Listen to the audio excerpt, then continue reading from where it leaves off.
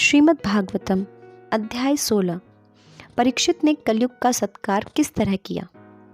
सूत गोस्वामी ने कहा, हे विद्वान ब्राह्मणों, तब महाराज परीक्षित श्रेष्ठ द्विज ब्राह्मणों के आदेशों के अनुसार महान भगवत भक्त के रूप में संसार पर राज्य करने लगे। उन्होंने उन महान गुणों के द्वारा शासन चलाया जिनकी भविष्यवाणी उनके जन्म के समय पटु ज्योतिषियों ने की थी। राजा परीक्षित ने राजा उत्तर की पुत्री इरावती से विवाह किया और उससे उन्हें ज्येष्ठ पुत्र महाराज जन्मेजय सहित 4 पुत्र प्राप्त हुए। महाराज परीक्षित ने कृपाचार्य को अपना गुरु चुनने के बाद गंगा के तट पर 3 अश्वमेध यज्ञ किए। इन्हें आगंतुकों तथा निमंत्रितों को पर्याप्त दक्षिणा देकर संपन्न किया गया। इन यज्ञों में सामान्य लोग भी देवताओं के दर्शन पा सके। एक बार जब महाराज परीक्षित विश्व दिग्विजय करने निकले तो उन्होंने देखा कि कलयुग का स्वामी, जो शूद्र से भी निम्न था, राजा का वेश धारण करके गाय तथा बैल की जोड़ी के पांवों पर प्रहार कर रहा था। राजा ने उसे पर्याप्त दंड देने के लिए तुरंत पकड़ लिया। शौनक ऋषि ने पूछा, महाराज परीक्षित ने उसे केवल दंड क्यों दिया, जबकि वह शूद्रों में अधम था, उस राजा का वेश बना रखा था तथा गाय का पाद प्रहार किया था।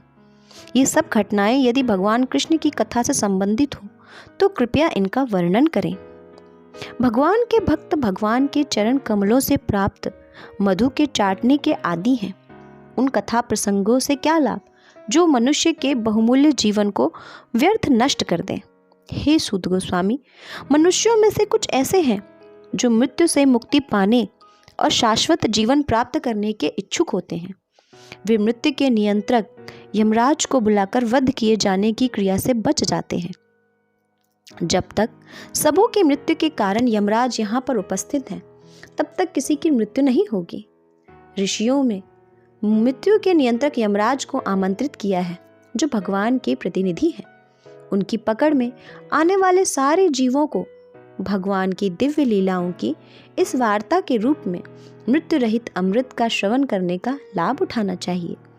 अल्प बुद्धि तथा कम आयु वाले आलसी मनुष्य रात को सोने में तथा दिन को व्यर्थ के कार्यों में बिता देते हैं। सूत गोस्वामी ने कहा, जब महाराज परीक्षित कुरु साम्राज्य की राजधानी में रह रहे थे तो अपने राज्य की सीमा के भीतर कलयुग के लक्षणों को प्रवेश होते देखा। जब उन्हें इसका पता चला तो उन्हें यह रुचिकर प्रतीत नहीं हुआ, लेकिन इससे उन्हें उसके विरुद्ध लड़ने का अवसर अवश्य प्राप्त हो सका। अतएव उन्होंने अपना धनुष बाण उठाया और सैनिक कार्यवाही के लिए सन्नद्ध हो गए। महाराज परीक्षित काले घोड़ों द्वारा खींचे जाने वाले रथ पर सवार हो गए। उनकी ध्वजा पर सिंह का चिन्ह अंकित था। इस प्रकार सुसज्जित होकर तथा सारथियों, अश्वारोहियों, हाथियों तथा पैदल सैनिकों से घिरे हुए उन्होंने सभी दिशाएं जीतने के लिए राजधानी से प्रस्थान किया। तब महाराज परीक्षित ने पृथ्वी लोक के समस्त भागों, भद्राश्व, केतुमाल, भारत, कुरुजांगल का उत्तरी भाग, किमपुरुष इत्यादि को जीत लिया और उनके शासकों से भेंटें वसूल की। राजा जहाँ कहीं भी जाते उन्हें निरंतर अपने उन महान पूर्वजों का यशोगान सुनने को मिलता जो सभी भगवत भक्त थे, तथा भगवान श्री कृष्ण के यशस्वी कार्यों की गाथा सुनने को भी मिलती थी। वे यह भी सुनते थे कि किस तरह वे स्वयं अश्वत्थामा के ब्रह्मास्त्र के प्रचंड ताप से भगवान कृष्ण द्वारा बचाए गए थे। लोग वृष्णि तथा प्रथावंशियों के मध्य अत्यधिक स्नेह का भी उल्लेख करते थे, क्योंकि प्रथा भगवान केशव के प्रति अत्यधिक श्रद्धावान थी। राजा ने ऐसे यशोगान करने वालों से अत्यधिक प्रसन्न होकर परम संतोष के साथ अपनी आंखें खोली। उदारतावश उन्होंने प्रसन्न होकर उन्हें मूल्यवान मालाएं तथा वस्त्र भेंट किए। महाराज परीक्षित ने सुना कि जिन भगवान कृष्ण की आज्ञा का पालन सारा जगत करता है, उन्होंने अपनी अहेतुकी कृपा से पांडु के विनीत पुत्रों की उनकी इच्छा अनुसार सभी प्रकार से सेवाएं की, जिनमें सारथी बनने से लेकर अग्र पूजा ग्रहण करने तथा दूत बनने, मित्र बनने, रात्रि के रक्षक बनकर सेवाएं करने के कार्य सम्मिलित हैं। उन्होंने सेवक की भांति पांडवों की आज्ञा का पालन किया तथा आयु में छोटों की भांति उन्हें प्रणाम किया। जब महाराज परीक्षित ने यह सब सुना तो वे भगवान के चरण कमलों की भक्ति से अभिभूत हो उठे। अब तुम लोग मुझसे वह घटना सुन सकते हो जो तब घटी जब महाराज परीक्षित अपने पूर्वजों की उत्तम वृत्तियों के विषय में सुनते हुए तथा उन विचारों में डूबे हुए अपने दिन बिता रहे थे। साक्षात धर्म बैल के रूप में विचरण कर रहा था। उसे गाय के रूप में साक्षात पृथ्वी मिली, जो ऐसी माता के समान शोकग्रस्त दिखाई पड़ी जो अपना पुत्र खो चुकी हो। उसकी आंखों में आंसू थे और उसके शरीर का सौंदर्य उड़ गया था। धर्म ने पृथ्वी से इस प्रकार प्रश्न किया। धर्म ने बैल रूप में पूछा, हे महोदया, आप स्वयं स्वस्थ तथा प्रसन्न तो हैं? आप शोक की छाया से आवृत्त क्यों हैं? आपके मुख से ऐसा लगता है कि आप म्लान पड़ गई हैं। क्या आपको कोई भीतरी रोग हो गया है या आप अपने किसी दूर स्थित संबंधी के विषय में सोच रही हैं? मेरे 3 पांव नहीं रहे और अब मैं केवल एक पांव पर खड़ा हूं। क्या आप मेरी इस दशा पर शोक कर रही हैं या इस बात पर कि अब आगे अवैध मांस भक्षक का आपका शोषण करेंगे? या आप इसलिए दुखी हैं कि अब देवताओं को यज्ञ की बलि में से अपना हिस्सा नहीं मिल रहा है क्योंकि इस समय कोई यज्ञ संपन्न नहीं हो रहे हैं? या आप दुर्भिक्ष तथा सूखे के कारण दुखी जीवों के लिए दुखित हो रही हैं? क्या आप उन दुखियारी स्त्रियों तथा बच्चों पर दया आ रही है जिन्हें चरित्रहीन पुरुषों द्वारा अकेले छोड़ दी गई हैं? अथवा आप इसलिए दुखी हैं कि ज्ञान की देवी अधर्म में रत ब्राह्मणों के हाथ में है? या आप यह देखकर दुखी हैं कि ब्राह्मणों ने उन राजकुलों का आश्रय ग्रहण कर लिया है जो ब्राह्मण संस्कृति का आदर नहीं करते हैं? अब तथाकथित प्रशासक इस कलयुग के प्रभाव से मोहग्रस्त हो गए हैं और इस तरह उन्होंने राज्य के सारे मामलों को अस्त व्यस्त कर दिया है। क्या आप इस कुव्यवस्था के लिए शोक कर रही हैं? अब सामान्य जनता खाने पीने, सोने तथा सहवास के विधि विधानों का पालन नहीं कर रही है और वह सारे कार्य कहीं भी और कैसे भी करने के लिए सन्नद्ध रहती है। क्या आप इस कारण से अप्रसन्न हैं? हे माता पृथ्वी, आप पूर्ण पुरुषोत्तम भगवान हरि ने तुम्हारे भारी बोझ को उतारने के लिए ही श्री कृष्ण के रूप में स्वयं अवतार लिया। यहाँ के उनके सारे कार्य दिव्य हैं और वे मोक्ष पद को पक्का करने वाले हैं। अब आप उनकी उपस्थिति से विहीन हो गई हैं। शायद अब आप उन्हीं कार्यों को सोच रही हैं और उनकी अनुपस्थिति से दुखी हो रही हैं। हे माता, आप सारे धन की खान हैं। कृपया मुझे अपने उन कष्टों का मूल कारण बताएं जिससे आप इस दुर्लभ अवस्था को प्राप्त हुई हैं। मैं सोचता हूँ कि अत्यंत बलवानों को भी जीतने वाले प्रबल काल ने देवताओं द्वारा वंदनीय आपके सारे सौभाग्य को छीन लिया है। गाय के रूप में पृथ्वी देवी ने बैल रूप में धर्म रूप पुरुष को इस प्रकार उत्तर दिया, हे धर्म, आपने मुझसे जो भी पूछा है वह आपको ज्ञात हो जाएगा। मैं आपके उन सभी प्रश्नों का उत्तर देने का प्रयास करूंगी। कभी आप भी अपने 4 पांवों द्वारा पालित थे और आपने भगवान की कृपा से सारे विश्व में सुख की वृद्धि की थी। उनमें अनेक दिव्य गुण पाए जाते हैं जो शाश्वत रूप से विद्यमान रहते हैं और उनसे कभी विलग नहीं होते। ये है सच्चाई, स्वच्छता, दूसरों के दुखों को सह ना पाना, क्रोध को नियंत्रित करने की शक्ति, आत्मतुष्टि, निष्कपटता, मन की स्थिरता, इंद्रियों का संयम, उत्तरदायित्व, समता, सहनशीलता, समदर्शिता, आज्ञाकारिता, ज्ञान, इंद्रिय भोग से अनासक्ति, नायकत्व, बहादुरी, प्रभाव, असंभव को संभव बनाना, कर्तव्य पालन, पूर्ण स्वतंत्रता, कार्यकुशलता, सौंदर्यमयता, धैर्य, दयालुता, उदारता, विनय, शील, संकल्प, ज्ञान की पूर्णता, उपयुक्त दक्षता, समस्त भोग विषयों का स्वामित्व, प्रसन्नता, स्थिरता, आज्ञाकारिता, यश, पूजा, निरभिमानता, अस्तित्व भगवान के रूप में, शाश्वतता, समस्त सत्व तथा सौंदर्य के आगार पूर्ण पुरुषोत्तम भगवान श्री कृष्ण ने इस धरा पर अपनी लीलाएं बंद कर दी हैं। उनकी उपस्थिति में कली ने सर्वत्र अपना प्रभाव फैला लिया है। अतएव मैं संसार की यह दशा देखकर अत्यंत दुखी हूँ। हे देवताओं में श्रेष्ठ, मैं अपने विषय में तथा आपके विषय में और उसी के साथ ही साथ सभी देवताओं, ऋषियों, पितृलोक के निवासियों, भगवत भक्तों तथा वर्णाश्रम धर्म के पालक सभी मनुष्यों के विषय में सोच रही हूँ।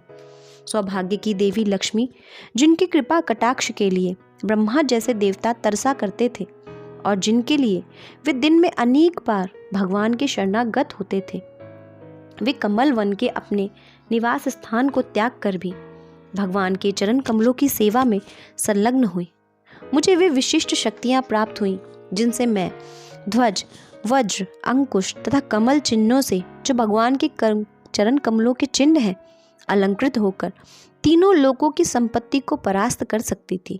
लेकिन अंत में जब मैंने अनुभव किया कि मैं कितनी भाग्यशालिनी हूँ, तब भगवान ने मुझे त्याग दिया। हे धर्म पुरुष, मैं नास्तिक राजाओं द्वारा नियोजित अत्यधिक सैन्य समूह के भार से बोझिल हो उठी थी और अब भगवान की कृपा से उससे उबर सकी हूँ। इसी प्रकार आप भी कष्टप्रद अवस्था में थे और खड़े भी नहीं हो सकते थे। इस तरह आपको भी उबारने के लिए यदुवंश में वे अपनी अंतरंगा शक्ति से अवतरित हुए थे। अतएव ऐसा कौन है जो उन पूर्ण पुरुषोत्तम भगवान के विरह की व्यथा को सह सकता है? वे अपनी प्रेम भरी मीठी मुस्कान, सुहावनी चितवन तथा मीठी मीठी बातों से सत्यभामा जैसे प्रियतमाओं की गंभीरता तथा प्रणय क्रोध को जीतने वाले थे। जब वे मेरी सतह पर चलते थे तो मैं उनके चरण कमल की धूल में धंस जाती थी और फिर घास से आच्छादित हो जाती थी। जो हर्ष उत्पन्न मेरे शरीर पर रोमांच के जैसा था। जब पृथ्वी तथा धर्म पुरुष इस प्रकार की बातों में संलग्न थे तो राजा ऋषि परीक्षित पूर्व की ओर बहने वाली सरस्वती नदी के तट पर पहुंच गए। इस प्रकार श्रीमद् भागवत के प्रथम स्कंद के अंतर्गत परीक्षित ने कलयुग का सत्कार किस तरह किया नामक 16वें अध्याय के अनुवाद पूर्ण हुए। अध्याय 17 कलि को दंड तथा पुरस्कार। सूत गोस्वामी ने कहा, उस स्थान पर पहुंचकर महाराज परीक्षित ने देखा कि एक नीच जाति का शूद्र राजा का वेश बनाए एक गाय तथा एक बैल को लट से पीट रहा था, मानो उनका कोई स्वामी ना हो। बैल इतना धवल था कि जैसे श्वेत कमल पुष्प हो। वह उस शूद्र से अत्यधिक भयभीत था जो उसे मार रहा था। वह इतना डरा हुआ था कि एक ही पैर पर खड़ा थरथरा रहा था और पेशाब कर रहा था। यद्यपि गाय उपयोगी है किंतु उससे धर्म प्राप्त किया जा सकता है, किंतु अब वह दीन तथा बछड़े से रहित हो गई थी। उसके पांवों पर शूद्र प्रहार कर रहा था। उसकी आंखों में आंसू थे और वह अत्यंत दुखी तथा कमजोर थी। वह खेती की थोड़ी सी घास के लिए लालायत थी। धनुष बाण से सज्जित तथा स्वर्ण जटित रथ पर आसीन महाराज परीक्षित उससे अर्थात शूद्र से मेघ के समान गर्जना करने वाले गंभीर वाणी से बोले, अरे तुम कौन हो? तुम बलवान प्रतीत हो रहे हो, फिर भी तुम उन असहायों को मारने का प्रयास कर रहे हो जो मेरे संरक्षण में है। वेश से तुम देवतुल्य पुरुष बने हुए हो, किंतु अपने कार्यों से तुम द्विज क्षत्रिय के सिद्धांतों का उल्लंघन कर रहे हो। अरे धूर्त, क्या तुम इस निर्दोष गाय को मारने का दुस्साहस इसलिए कर रहे हो कि भगवान कृष्ण तथा गांडीवधारू अर्जुन इस सृष्टि से बाहर है? चूंकि तुम इस निर्दोष को एकांत स्थान में मार रहे हो, अतएव तुम अपराधी हो और वध किए जाने के योग्य हो।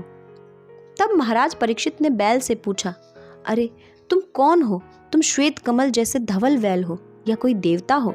तुम अपने 3 पैर खो चुके हो और केवल एक पैर पर चल रहे हो। क्या तुम बैल के रूप में कोई देवता हो जो हमें इस तरह क्लेश पहुंचा रहे हो? कुरुवंश के राजाओं के बाहुबल से सुरक्षित राज्य में आज मैं पहली बार तुम्हें आंखों में आंसू भरे शोक करते हुए देख रहा हूँ। आज तक किसी ने पृथ्वी तल पर राजा की उपेक्षा के कारण आंसू नहीं बहाए। हे सुरभि पुत्र, अब तुम और शोक ना करो। तुम्हें इस अधम जाति के शूद्र से डरने की आवश्यकता नहीं है। तथा है गोमाता, जब तक मैं शासक या खलों के दमनकर्ता के रूप में हूँ, तब तक तुम्हें रोने की आवश्यकता नहीं है। तुम्हारा सभी तरह से कल्याण होगा। हे साध्वी, यदि राजा के राज्य में भी सभी प्रकार के जीव त्रस्त रहें, तो राजा की ख्याति, उसकी आयु, उसका उत्तम पुनर्जन्म सब नष्ट हो जाते हैं। यह राजा का प्रधान कर्तव्य है कि जो पीड़ित हो सर्वप्रथम उनके कष्टों का शमन किया जाए। अतएव मैं इस अत्यंत दुष्ट व्यक्ति को अवश्य मारूंगा, क्योंकि यह अन्य जीवों के प्रति हिंसक है। महाराज परीक्षित ने पूछा, बैल को बारंबार संबोधित करते हुए इस तरह से पूछा, हे सुरभिपुत्र, तुम्हारे 3 पांवों को किसने काट लिया है? उन राजाओं के राज्य में जो पूर्ण पुरुषोत्तम भगवान कृष्ण के नियमों के आज्ञाकारी हैं, तुम्हारे समान दुखी कोई नहीं है। हे वृषभ, तुम निरपराध हो और पूर्णतया ईमानदार हो, अतएव मैं तुम्हारे कल्याण की कामना करता हूँ। कृपया मुझे अंग भंग करने वाले दुष्ट के बारे में बताओ, जो पृथा के पुत्रों के यश को कलंकित कर रहा है। निरपराध जीवों को जो कोई भी कष्ट पहुंचाता है, उसे चाहिए कि विश्व में जहां कहीं भी हो मुझसे डरे। दुष्टों का दमन करने से निरपराध व्यक्ति को स्वतः लाभ पहुंचता है। जो उद्दंड व्यक्ति निरपराधियों को सताकर अपराध करता है, वह मेरे द्वारा उखाड़ फेंका जाएगा, चाहे वह बाजूबंद तथा अन्य अलंकारों से युक्त स्वर्ग का निवासी ही क्यों न हो। शासक का यह परम धर्म है कि कानून पालन करने वाले व्यक्तियों को सभी प्रकार से संरक्षण प्रदान करे। जो सामान्य दिनों में जब आपातकाल नहीं रहता है, शास्त्रों के अध्यादेशों से विपत हो जाते हैं, उन्हें दंड दे। धर्म ने कहा, अभी आपने जो शब्द कहे हैं वे पांडव वंशीय व्यक्ति के लिए सर्वथा उपयुक्त हैं। पांडवों के भक्तिपूर्ण गुणों से मोहित होकर ही भगवान कृष्ण ने दूत का कर्तव्य निभाया। हे पुरुष श्रेष्ठ, यह निश्चित कर पाना अत्यंत कठिन है कि किस दुष्ट ने हमें कष्ट पहुंचाया है, क्योंकि हम सैद्धांतिक दार्शनिकों के भिन्न भिन्न मतों से भ्रमित हैं। सभी प्रकार के द्वैत से इनकार करने वाले कतिपय दार्शनिक यह घोषित करते हैं कि मनुष्य अपने सुख तथा दुख के लिए ही स्वयं ही उत्तरदायी होता है। अन्य लोग कहते हैं कि दैवी शक्तियां इसके लिए जिम्मेदार हैं, जबकि कुछ ऐसे भी लोग हैं जो कहते हैं कि इसके लिए कर्म जिम्मेदार है। और जो निपट भौतिकवादी हैं, वे मानते हैं कि प्रकृति ही इसका अंतिम कारण है। कुछ ऐसे भी चिंतक हैं जिनका विश्वास है कि ना तो तर्क द्वारा कष्ट का कारण निश्चित किया जा सकता है, ना उसे कल्पना से जाना जा सकता है, ना ही शब्दों द्वारा उसे व्यक्त किया जा सकता है। हे राजर्षि, आप अपनी बुद्धि से यह सब सोचकर अपने आप निर्णय करें। सूत गोस्वामी ने कहा, हे ब्राह्मणों में श्रेष्ठ, धर्म को इस तरह बोलते सुनकर सम्राट परीक्षित अत्यंत संतुष्ट हुए और बिना किसी त्रुटि या खेद के उन्होंने इस तरह उत्तर दिया। राजा ने कहा, अहो, तुम तो बैल के रूप में हो। तुम तो धर्म के सत्य को जानते हो और तुम सिद्धांत के अनुसार बोल रहे हो कि अधार्मिक कर्मों के अपराधी के लिए वांछित गंतव्य वही है जो उस अपराधी की पहचान करने वाले की है। तुम साक्षात धर्म के अतिरिक्त अन्य कोई नहीं हो। इस प्रकार निष्कर्ष यह निकलता है कि भगवान की शक्तियां अचिंत्य हैं। कोई ना तो मानसिक चिंतन द्वारा, ना ही शब्द चातुरी द्वारा उनका अनुमान लगा सकता है। सतयुग में तुम्हारे चारों पैर तपस्या, पवित्रता, दया और सच्चाई के 4 नियमों द्वारा स्थापित थे, किंतु ऐसा प्रतीत होता है कि अहंकार, काम वासना तथा नशे के रूप में सर्वत्र व्याप्त अधर्म के कारण तुम्हारे 3 पांव टूट चुके हैं। अब तुम केवल एक पांव पर खड़े हो, जो तुम्हारा सत्य है, और तुम अब किसी न किसी तरह से जी रहे हो। किंतु छल से फूलने फलने वाला यह कलह रूप कली उस पांव को भी नष्ट करना चाह रहा है। निश्चय ही पृथ्वी का बोझ भगवान द्वारा तथा अन्यों द्वारा भी कम किया गया था। जब वे अवतार के रूप में विद्यमान थे, तो उनके शुभ पद चिन्हों द्वारा समस्त कल्याण संपन्न होता था।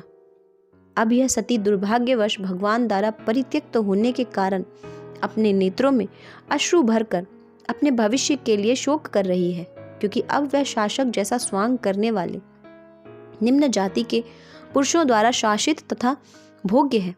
इस प्रकार एक साथ 1000 शत्रुओं से अकेले लड़ सकने वाले महाराज परीक्षित ने धर्म और पृथ्वी को सांत्वना दी। तब उन्होंने समस्त अधर्म के कारण साक्षात कली को मारने के लिए अपनी तेज तलवार निकाल ली। जब कली ने समझ लिया कि राजा उसको मार डालना चाह रहे हैं, तो उसने तुरंत राजा का वेश त्याग दिया और भयभीत होकर अपना सिर झुकाकर पूर्ण रूप से उनके समक्ष आत्मसमर्पण कर दिया। शरणागत के रक्षक तथा इतिहास में प्रशंसनीय महाराज परीक्षित ने उस दिन शरणागत तथा पतित कली को मारा नहीं, अपितु वे दयापूर्वक हंसने लगे, क्योंकि वे दीन वत्सल जो हैं। राजा ने इस प्रकार कहा, हम अर्जुन के यश के उत्तराधिकारी हैं और चूंकि तुम हाथ जोड़कर मेरी शरण में आए हो, अतएव तुम्हें अपने प्राणों का भय नहीं होना चाहिए। लेकिन तुम मेरे राज्य में रह नहीं सकते, क्योंकि तुम अधर्म के मित्र हो। यदि कली रूपी अधर्म को नर देवता अर्थात किसी कार्यकारी प्रशासक के रूप में कर्म करने दिया जाता है, तो निश्चय ही लोभ, असत्य, डकैती, अशिष्टता, विश्वासघात, दुर्भाग्य, कपट, कलह तथा दंभ जैसे अधर्म का बोलबाला हो जाएगा। अतएव हे अधर्म के मित्र, तुम ऐसे स्थान में रहने के योग्य नहीं जहां पर बड़े बड़े पंडित पूर्ण पुरुषोत्तम भगवान को प्रसन्न करने के लिए सत्य तथा धार्मिक नियमों के अनुसार यज्ञ करते हैं। समस्त यज्ञोत्सवों में यद्यपि कभी कभी कोई देवता की पूजा की जाती है, लेकिन पूर्ण पुरुषोत्तम भगवान को इसीलिए पूजा जाता है क्योंकि वे प्रत्येक के अंतरात्मा में है और वायु के समान भीतर तथा बाहर विद्यमान रहते हैं। इस तरह केवल वे ही हैं जो पूजा करने वालों का समग्र कल्याण करते हैं। श्री सूत गोस्वामी ने कहा, इस प्रकार महाराज परीक्षित द्वारा आदेश दिए जाने पर कली भय के मारे थरथराने लगा। राजा को अपने समक्ष यमराज के समान मारने के लिए उद्यत देखकर कली ने राजा से इस प्रकार कहा, हे राजा, मैं आपकी आज्ञा से चाहे जहां कहीं भी रहूं और जहां कहीं भी देखूं, वहां केवल आपको ही धनुष बाण लिए देखूंगा। अतएव हे धर्म रक्षकों में श्रेष्ठ, कृपा करके मेरे लिए कोई स्थान निश्चित कर दे जहां मैं आपके शासन के संरक्षण में स्थायी रूप से रह सकूं। सूत गोस्वामी ने कहा, कलयुग द्वारा इस प्रकार याचना किए जाने पर महाराज परीक्षित ने उसे ऐसे स्थानों पर रहने की अनुमति दे दी जहां जुआ खेलना, शराब पीना, वेश्यावृत्ति तथा पशुवध होते थे। कली ने जब कुछ और याचना की तो राजा ने उसे उस स्थान में रहने के लिए अनुमति प्रदान की जहां सोना उपलब्ध हो, क्योंकि जहां स्वर्ण होता है वहीं वहीं असत्य, मद, काम, ईर्ष्या तथा वैमनस्य रहता है। इस प्रकार उत्तरा के पुत्र महाराज परीक्षित के निर्देश से कली को उन स्थानों का 5 स्थानों पर रहने की अनुमति मिल गई। अतएव जो भी कोई विशेष रूप से जो राजा, धर्मोद्देशक, जननेता, ब्राह्मण तथा सन्यासी जो अपनी भलाई चाहते हैं, उन्हें उपयुक्त 4 अधार्मिक कार्यों के संपर्क में कभी नहीं आना चाहिए। तत्पश्चात राजा ने धर्म रूप बैल के विनिष्ट पैरों को पुनः स्थापित किया और आश्वासन देने वाले कार्यों से पृथ्वी की दशा में काफी सुधार किए। वे ही सर्वाधिक भाग्यशाली सम्राट महाराज परीक्षित, जिन्हें महाराज युधिष्ठिर ने वन जाते समय हस्तिनापुर का राज्य सौंपा था, अब कुरुवंशी राजाओं के कार्यों से ख्याति प्राप्त करके अत्यंत सफलतापूर्वक संसार पर शासन कर रहे थे। अभिमन्यु पुत्र महाराज परीक्षित इतने अनुभवी हैं कि उनके पटु शासन तथा संरक्षक में बल पर तुम सब इस प्रकार का यज्ञ संपन्न कर रहे हो। इसी प्रकार श्रीमद् भागवत के प्रथम स्कंद के अंतर्गत कली को दंड तथा पुरस्कार नामक 17वें अध्याय के अनुवाद पूर्ण हुए। श्रीमद् भागवतम अध्याय 18 ब्राह्मण बालक द्वारा महाराज परीक्षित को श्राप। श्री सूत गोस्वामी ने कहा, भगवान श्री कृष्ण अद्भुत कार्य करने वाले हैं। उनकी कृपा से महाराज परीक्षित द्रोण पुत्र के अस्त्र द्वारा अपनी माता के गर्भ में ही प्रहार किए जाने पर भी जलाए नहीं जा सके। इसके अतिरिक्त महाराज परीक्षित स्वेच्छा से सदैव भगवान के शरणागत रहते थे। अतएव वे उड़ने वाले सर्प के भय से, जो उन्हें ब्राह्मण बालक के कोप भाजन बनने के कारण काटने वाला था, ना तो भयभीत थे न अभिभूत। तत्पश्चात अपने समस्त संगियों को छोड़कर राजा ने शिष्य रूप में व्यास के पुत्र सुखदेव गोस्वामी की शरण ग्रहण की और इस प्रकार वे भगवान की वास्तविक स्थिति को समझ सके। ऐसा इसलिए हुआ क्योंकि उन्होंने वैदिक स्त्रोतों से स्तुति किए जाने वाले भगवान की दिव्य कथाओं के लिए अपना जीवन अर्पित कर रखा है और जो निरंतर भगवान के चरण कमलों का स्मरण करते हैं, वे अपने जीवन के अंतिम क्षणों में भी किसी प्रकार की भ्रांति होने का डर नहीं रहता। जब तक अभिमन्यु का महान शक्तिशाली पुत्र संसार का सम्राट हुआ, तब तक कली के पनपने की कोई गुंजाइश नहीं है। जिस दिन और जिस क्षण भगवान कृष्ण ने इस पृथ्वी को छोड़ा, उसी समय समस्त अधार्मिक कृत्यों को बढ़ावा देने वाले कली इस संसार में आ गया। महाराज परीक्षित मधुमक्खियों की तरह यथार्थवादी थे, जो केवल पुष्प के सार को ग्रहण करती हैं। वे यह भली भांति जानते थे कि इस कलयुग में कल्याणकारी वस्तुएं तुरंत ही अपना शुभ प्रभाव डालती हैं, जबकि अशुभ कर्मों को वास्तविक रूप में संपन्न करना पड़ता है, जिससे प्रभाव जमा सके। अतएव उन्होंने कभी भी कली से ईर्ष्या नहीं की। महाराज परीक्षित ने विचार किया कि अल्पज्ञ मनुष्य कली को अत्यंत शक्तिशाली मान सकते हैं, किंतु जो आत्म संयमी है उन्हें किसी प्रकार का भय नहीं। राजा बाघ के समान शक्तिमान थे और मूर्ख लापरवाह मनुष्यों की रखवाली करते थे। हे मुनियों, जैसा आपने मुझसे पूछा था, अब मैंने पवित्र राजा परीक्षित के इतिहास से संबंधित भगवान कृष्ण की कथाओं की लगभग सब बातें सुनाई हैं। जो लोग जीवन में पूर्ण सिद्धि प्राप्त करने के इच्छुक हैं, उन्हें अद्भुत कर्म करने वाले भगवान के दिव्य कार्यकलापों तथा गुणों से संबंधित सारी कथाएं अत्यंत विनीत भाव से श्रवण करनी चाहिए। श्रेष्ठ मुनियों ने कहा, हे सौम्य दूत गोस्वामी, आप अनेक वर्षों तक जिए तथा शाश्वत यश प्राप्त करें, क्योंकि आप भगवान श्री कृष्ण के कार्यकलापों के विषय में उत्तम ढंग से बता रहे हैं। हम जैसे मर्त्य प्राणियों के लिए यह अमृत के समान है। हमने अभी अभी इस सकाम कृत्य यज्ञ की अग्नि को संपन्न करना प्रारंभ किया है, और हमारे कार्य में अनेक अपूर्णताएं होने के कारण इसके फल की भी कोई निश्चितता नहीं है। हमारे शरीर धुएं से काले हो चुके हैं, लेकिन हम भगवान गोविंद के चरण कमलों के अमृत रूपी उस मधु से सचमुच तृप्त हैं, जिसे आप अब हमको वितरित कर रहे हैं। भगवत भक्त के साथ क्षण भर की संगति के महत्व की तुलना ना तो स्वर्ग लोक की प्राप्ति से, ना भौतिक मुक्ति के प्राप्ति से की जा सकती है। तो फिर उन सांसारिक वरदानों के विषय में क्या कहा जाए, जो भौतिक संपन्नता के रूप में होते हैं और मर्त्यों के लिए पूर्ण पुरुषोत्तम भगवान श्री कृष्ण गोविंद समस्त महान जीवों के एकमात्र आश्रय हैं, और उनके दिव्य गुणों का मापन शिव तथा ब्रह्मा जैसे यौगिक शक्तियों के स्वामियों द्वारा भी नहीं किया जा सकता। तो भला जो रसास्वादन में पटु है, वह क्या कभी उन कथाओं के श्रवण द्वारा पूरी तरह तृप्त हो सकता है? हे सूत गोस्वामी, आप विद्वान हैं तथा भगवान के शुद्ध भक्त हैं, क्योंकि आपकी सेवा का प्रमुख उद्देश्य भगवान है। अतएव आप कृपया करके हमें भगवान की लीलाएं कह सुनाएं, जो समस्त भौतिक विचारधारा से ऊपर है, क्योंकि हम ऐसा संदेश प्राप्त करने के लिए आतुर हैं। हे सूत गोस्वामी, कृपा करके भगवान की उन्हीं कथाओं का वर्णन करें जिनसे महाराज परीक्षित, जिनकी बुद्धि मोक्ष पर केंद्रित थी, उन भगवान के चरण कमलों को प्राप्त कर सके, जो पक्षीराज गरुड़ के आश्रय हैं। इन्हीं कथाओं का उच्चारण व्यास पुत्र श्री सुखदेव द्वारा हुआ था। अतः कृपा करके हमें अनंत की कथाएं सुनाएं, क्योंकि वे पवित्र करने वाली तथा सर्वश्रेष्ठ हैं। इन्हें ही महाराज परीक्षित को सुनाया गया था, और वे भक्ति भोग से परिपूर्ण होने के कारण शुद्ध भक्तों को अत्यंत प्रिय है।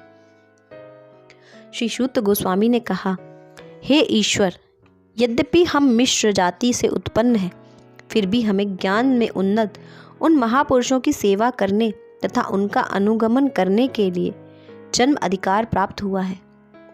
ऐसे महापुरुषों से बातचीत करने से ही मनुष्य निम्न कुल में जन्म होने के कारण उत्पन्न अवगुणों से तुरंत ही निर्मल हो जाता है। और उनके विषय में क्या कहा जाए, जो महान भक्तों के निर्देशन में अनंत के पवित्र नाम का कीर्तन करते हैं, जिनकी असीम शक्ति है।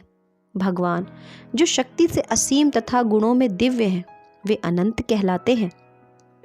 जब यह निश्चित हो गया कि वे भगवान अनंत हैं और उनके तुल्य कोई भी नहीं है, फलस्वरूप उनके विषय में कोई भी पर्याप्त रूप से कह नहीं सकता।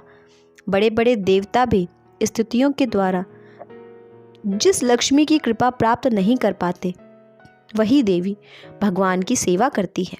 यद्यपि भगवान ऐसी सेवा के लिए अनिच्छुक रहते हैं। भगवान श्री कृष्ण के अतिरिक्त भला ऐसा कौन है जो परमेश्वर कहलाने के योग्य हो? ब्रह्मा जी ने उनके पांव के नाखून से निकलने वाले जल को भगवान शिव जी के मस्तक पर ग्रहण करने के निमित्त एकत्र किया। यही जल गंगा नदी शिवजी समेत सारे ब्रह्मांड को शुद्ध बना रहा है। परम भगवान श्री कृष्ण के प्रति अनुरक्त आत्म संयमी पुरुष स्थूल शरीर तथा सूक्ष्म मन रहित एकाएक भौतिक आसक्ति से ओतप्रोत संसार को त्याग सकते हैं और जीवन के संन्यास आश्रम की सर्वोच्च सिद्धि प्राप्त करने के लिए बाहर चले जाते हैं, जिसके फलस्वरूप अहिंसा तथा वैराग्य उत्पन्न होते हैं। हे सूर्य के समान शक्तिशाली ऋषियों, मैं आपको अपने ज्ञान के अनुसार विष्णु की दिव्य लीलाओं के वर्णन करने का प्रयत्न करूंगा। जिस प्रकार पक्षी आकाश में उतनी ही दूर तक उड़ते हैं जितनी उनमें क्षमता होती है, उसी प्रकार विद्वान भक्तगण भगवान की लीलाओं का वर्णन अपनी अपनी अनुभूति के अनुसार करते हैं। एक बार महाराज परीक्षित वन में धनुष बाण से शिकार करते हुए हिरणों का पीछा कर रहे थे। अत्यंत थक गए थे वे और उन्हें अत्यधिक भूख तथा प्यास लग गई। जलाशय को खोज करते हुए वे सुविख्यात शमीक ऋषि के आश्रम में प्रविष्ट हुए, जहां उन्होंने आंखें बंद किए शांत भाव से बैठे मुनि को देखा। मुनि की इंद्रियां, श्वास, मन तथा बुद्धि सभी ने भौतिक कार्यकलाप बंद कर दिए थे और वे तीनों जागृत, सुप्त और सुषुप्ति स्थितियों से अलग होकर परम पूर्ण के समान गुणात्मक दृष्टि से दिव्य पद प्राप्त करके समाधि में स्थित थे। ध्यानमग्न मुनि मृग चर्म लपेटे थे और इनकी लंबी जटाएं उनके सारे शरीर पर बिखरी हुई थी। प्यास के मारे सूखे तालू वाले राजा ने उनसे जल मांगा। आसन पर बैठने का स्थान जल तथा मधुर वचनों के द्वारा किसी प्रकार से स्वागत न किए जाने पर राजा ने अपने आप को उपेक्षित समझा और इस तरह सोचते हुए वे क्रुद्ध हो गए। हे ब्राह्मणों, ब्राह्मण मुनि के प्रति राजा का क्रोध, द्वेष अभूतपूर्व था, क्योंकि परिस्थितियों ने उन्हें भूख तथा प्यासा बना दिया था। इस प्रकार अपमानित होकर राजा ने लौटते समय अपने धनुष से एक मृत सर्प उठाया और उसे क्रोधवश मुनि के कंधे पर रख दिया। तब वे अपने राजमहल लौट आए। लौटने पर वे सोचने लगे और मन ही मन तर्क करने लगे कि क्या मुनि इंद्रियों को एकाग्र करके तथा आंखें बंद किए सचमुच समाधि में थे अथवा निम्न क्षत्रिय का सत्कार करने से बचने के लिए समाधि का स्वांग रचा रहे थे। उस मुनि का एक पुत्र था जो ब्राह्मण पुत्र होने के कारण अत्यंत शक्तिमान था। जब वह अनुभवहीन बालकों के साथ खेल रहा था, तभी उसने अपने पिता की विपत्ति सुनी जो राजा द्वारा लाई गई थी। वह बालक वहीं पर इस प्रकार बोला। ब्राह्मण बालक श्रृंगी ने कहा, अरे शासकों के पापों को तो देखो, जो अधिशासी दास सिद्धांतों के विरुद्ध कौओं तथा द्वार के रखवाले कुत्तों की तरह अपने स्वामियों पर पाप ढाते हैं। राजाओं की संतानें निश्चित रूप से द्वार रक्षक कुत्ते नियुक्त हुई हैं और उन्हें द्वार पर ही रहना चाहिए, तो किस आधार पर ये कुत्ते घर में घुसकर अपने स्वामी की ही थाली में खाने का दावा करते हैं।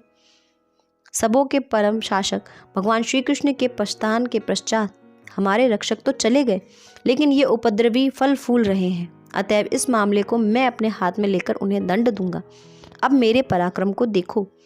क्रोध से लाल लाल आंखें किए अपने संगियों से कहकर उस ऋषि पुत्र ने कौशिक नदी के जल का स्पर्श किया और निम्नलिखित शब्द रूपी वज्र को छोड़ा। उस ब्राह्मण पुत्र ने राजा को इस प्रकार श्राप दिया, आज से 7वें दिन अपने वंश के इस सर्वाधिक नीच को तक्षक सर्प डस लेगा, क्योंकि इसने मेरे पिता को अपमानित करके शिष्टाचार के नियमों को तोड़ा है। तत्पश्चात वह बालक आश्रम को लौट आया और उसने अपने पिता के गले में सर्प को देखा और उद्विग्नता के कारण वह जोर से चिल्ला पड़ा। हे ब्राह्मणों, अंगिरा मुनि के वंश में उत्पन्न उस ऋषि ने अपने पुत्र का चिल्लाना सुनकर धीरे धीरे अपनी आंखें खोली और अपनी गर्दन के ओर चारों ओर मरा हुआ सर्प देखा। उन्होंने मरा हुआ सर्प एक ओर फेंक दिया और अपने पुत्र से पूछा कि वह रो क्यों रहा है, क्या उसे किसी ने चोट पहुंचाई है।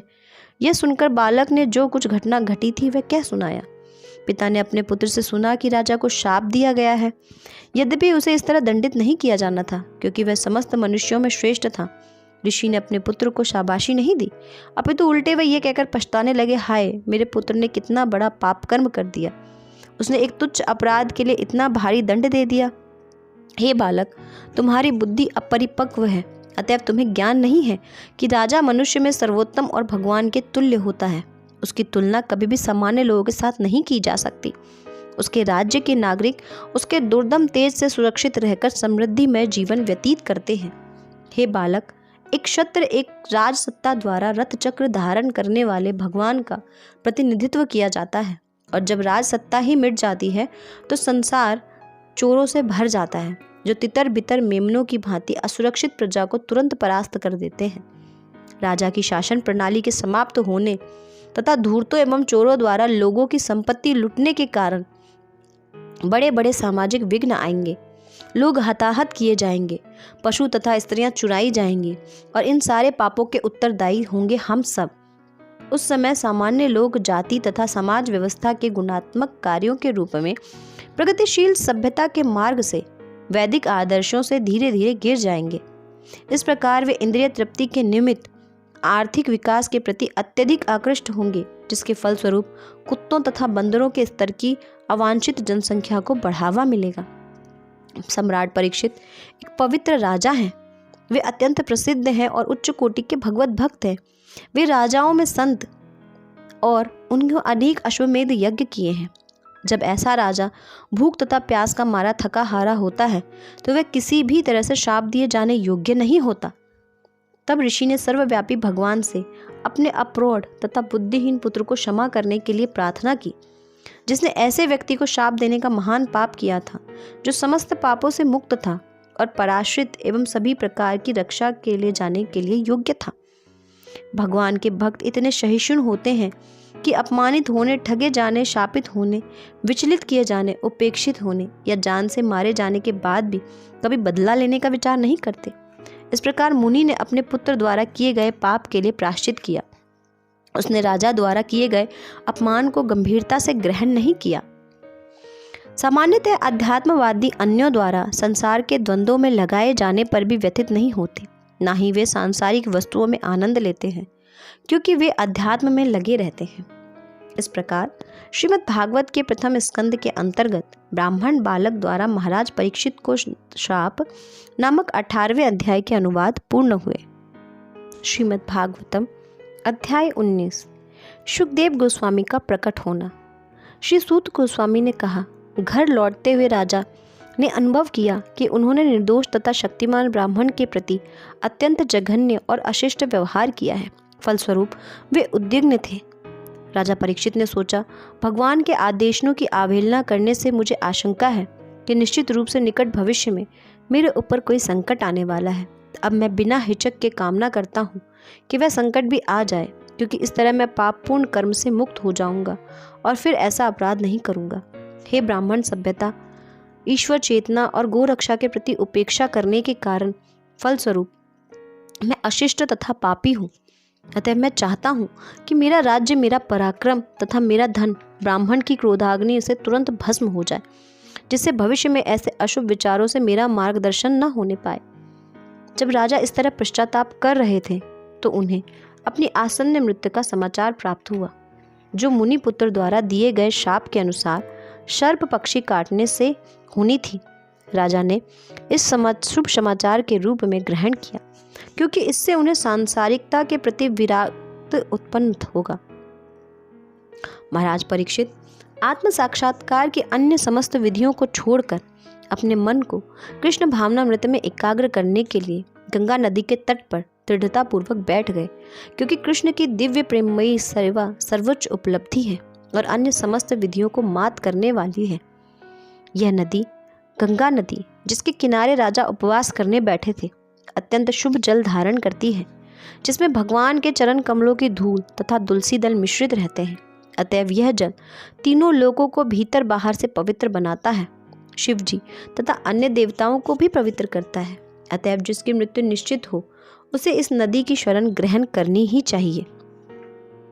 इस प्रकार पांडवों की सुयोग्य संतान राजा ने दृढ़ संकल्प किया और आमरण उपवास करने तथा भगवान कृष्ण के चरण कमलों में अपने आप को समर्पित करने के लिए वे गंगा नदी के तट पर बैठ गए, क्योंकि एकमात्र कृष्ण ही मुक्ति दिलाने में समर्थ हैं।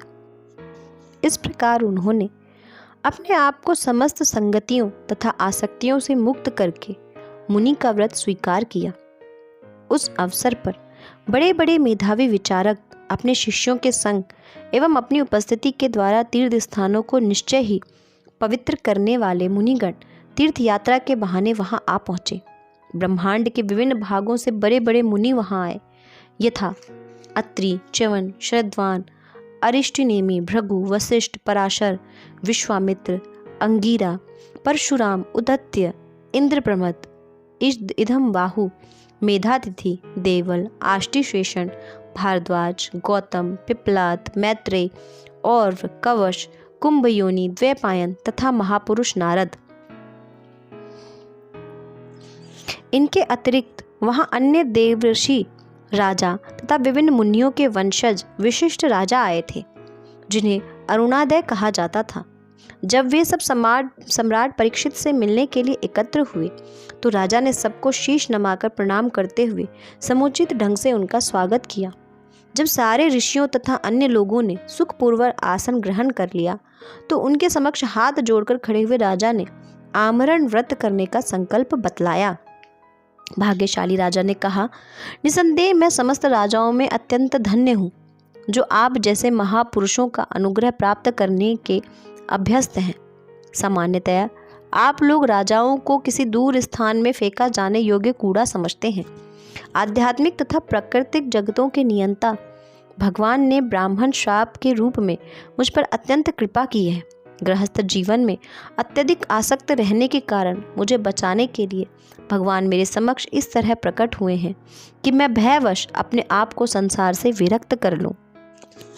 हे ब्राह्मणों, आप मुझे पूर्ण रूप से शरणागत के रूप में स्वीकार करें और भगवान की प्रतिनिधि स्वरूपा माँ गंगा भी मुझे इसी रूप में स्वीकार करे, क्योंकि मैं पहले से अपने हृदय में भगवान के चरण कमलों को धारण किए हूँ। अब चाहे तक्षक नाग या ब्राह्मण द्वारा उत्पन्न कोई भी चमत्कारी वस्तु मुझे तुरंत डस ले, मेरी एकमात्र इच्छा यह है कि आप सब भगवान विष्णु की लीलाओं का गायन करते रहें। मैं आप समस्त ब्राह्मणों को पुनः नमस्कार करके यही प्रार्थना करता हूँ कि यदि मैं इस भौतिक जगत में फिर से जन्म लूँ तो अनंत भगवान कृष्ण के प्रति मेरी पूर्ण आसक्ति हो, उनके भक्तों की संगति प्राप्त हो और समस्त जीवों के साथ मैत्री भाव रहे। पूर्ण आत्म संयम से महाराज प्रतिष्ठित पूर्वाभिमुख जड़ों वाले कुशों के बने हुए गंगा के दक्षिणी तट पर रखे आसन पर बैठ गए। उन्होंने अपना मुख उत्तर की ओर कर दिया। इसके पूर्व उन्होंने अपने साम्राज्य का सारा भार अपने पुत्र को सौंप दिया था। इस प्रकार महाराज परीक्षित आमरण उपवास करने के लिए बैठ गए। स्वर्गलोक के सारे देवता राजा के इस कार्य की प्रशंसा करने लगे और हर्ष विभोर होकर पृथ्वी पर निरंतर पुष्प वर्षा करने लगे तथा दैवी नगाड़े बजाने लगे। वहां एकत्र हुए सारे ऋषियों ने भी महाराज परीक्षित के निर्णय को सराहा और साधु साधु कहकर उन्होंने अपना अनुमोदन व्यक्त किया। स्वभावतः मुनिगण सामान्य लोगों का कल्याण करने के लिए उन्मुख रहते हैं, क्योंकि उनमें परमेश्वर के सारे गुण पाए जाते हैं। अतः वे भगवान के भक्त महाराज परीक्षित को देखकर अत्यंत प्रसन्न हुए और इस प्रकार बोले। मुनियों ने कहा, हे भगवान, श्री कृष्ण की परंपरा का पालन करने वाले पांडुवंशी राजा ऋषियों के प्रमुख, ये तनिक भी आश्चर्यप्रद नहीं है कि आप अपना वह सिंहासन जो अनेक राजाओं के मुकुटों से सुसज्जित है, भगवान का नित्य सानिध्य प्राप्त करने के लिए त्याग रहे हैं। हम सभी यहाँ पर तब तक प्रतीक्षा करेंगे जब तक भगवान के प्रमुख भक्त महाराज परीक्षित परम लोक को लौट नहीं जाते, जो समस्त सांसारिक कलमश तथा समस्त प्रकार के शोक से पूर्ण रूप से मुक्त हैं।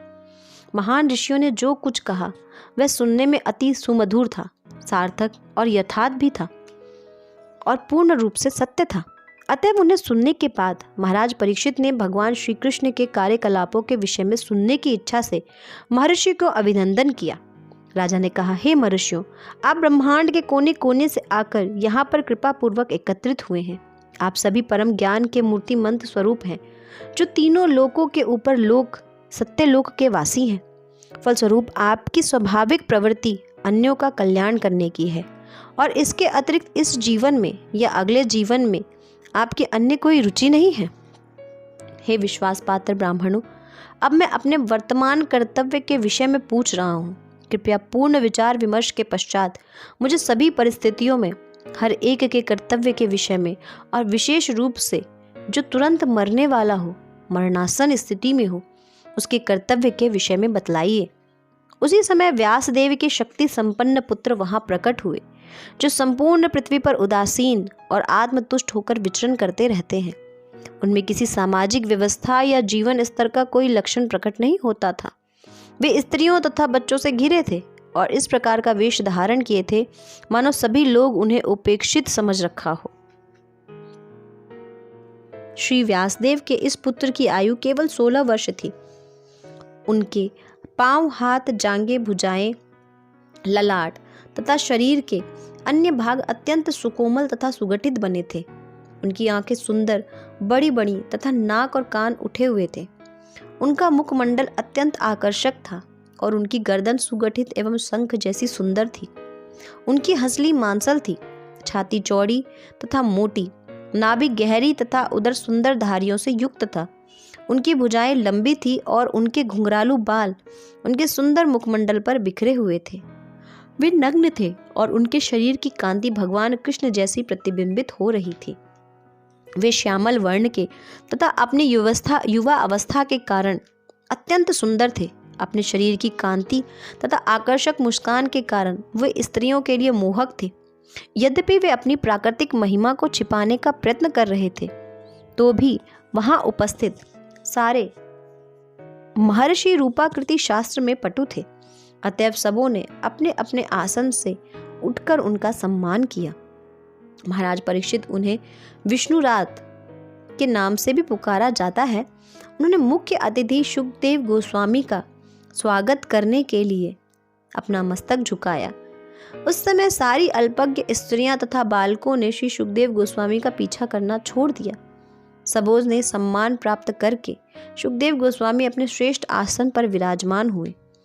तब सुखदेव गोस्वामी साधु मुनियों, हृदयता देवताओं से इस तरह घिरे हुए थे जिस तरह चंद्रमा तारों, नक्षत्रों तथा अन्य आकाशीय पिंडों से घिरा रहता है। उनकी उपस्थिति अत्यंत भव्य थी और वे सबों द्वारा सम्मानित हुए। तब प्रखर मुनि श्री सुखदेव गोस्वामी पूर्ण शांत भाव से बैठ गए। वे किसी भी प्रश्न का निसंकोच होकर बुद्धिमत्ता से उत्तर देने के लिए तैयार थे। तब महान भक्त महाराज परीक्षित उनके पास पहुंचे और उन्होंने उनके समक्ष सिर झुकाकर प्रणाम किया और हाथ जोड़कर मधुर वाणी में विनीत होकर पूछा। भाग्यशाली राजा परीक्षित ने कहा, हे ब्राह्मण, आपने कृपा करके यहाँ पर मेरे अतिथि के रूप में उपस्थित होकर हम सबों के लिए तीर्थ स्थल बनाकर हमें पवित्र कर दिया। आपकी कृपा से हम अयोग्य राजा के भक्त की सेवा करने से सुपात्र बनते हैं। आपके स्मरण मात्र से हमारे घर तुरंत पवित्र हो जाते हैं। तो आपको देखने, स्पर्श करने, आपके पवित्र चरणों को धोने तथा अपने घर में आपको आसन प्रदान करने के विषय में तो कहना ही क्या है। जिस प्रकार भगवान की उपस्थिति में नास्तिकता नहीं टिक सकती, उसी तरह हे संत, हे महान योगी, मनुष्य के अभेद्य पाप भी आपकी उपस्थिति में तुरंत नष्ट हो जाते हैं। भगवान कृष्ण, जो राजा पांडु के पुत्रों को अत्यंत प्रिय हैं, उन्होंने अपने महान भांजों तथा भाइयों को प्रसन्न करने के लिए मुझे भी संबंधी की तरह स्वीकार किया है। अन्यथा भगवान कृष्ण की प्रेरणा के बिना यह कैसे संभव है कि आप स्वेच्छा से यहाँ प्रकट हुए, जबकि आप सामान्य लोगों से ओझल रहकर विचरण करते हैं और हम मरणासनों की दृष्टिगोचर नहीं होते। आप महान संतों तथा भक्तों के गुरु हैं। अतः मेरी आपसे प्रार्थना है कि आप सारे व्यक्तियों के लिए और विशेष रूप से जो मरणासन हैं उनके लिए पूर्णता का मार्ग दिखलाइए। कृपया मुझे बताएं कि मनुष्य को क्या सुनना, जपना, स्मरण करना तथा पूजना चाहिए, और यह भी बताएं कि उसे क्या क्या नहीं करना चाहिए। कृपा करके मुझे यह सब बतलाएं। हे शक्ति संपन्न ब्राह्मण, कहा जाता है कि आप लोगों के घर में मुश्किल से उतनी देर भी नहीं रुकते जितनी देर में गाय दुही जाती है। श्री सूत गोस्वामी ने कहा। इस तरह मीठी भाषा का प्रयोग करते हुए राजा ने बातें की और प्रश्न किए। तब व्यासदेव के पुत्र, जो महान तथा शक्ति संपन्न पुरुष एवं धर्मवेत्ता थे, उन्होंने उत्तर देना प्रारंभ किया। इस प्रकार श्रीमद् भागवत के प्रथम स्कंद के अंतर्गत शुकदेव गोस्वामी का प्रकट होना नामक 19वें अध्याय के अनुवाद पूर्ण हुए।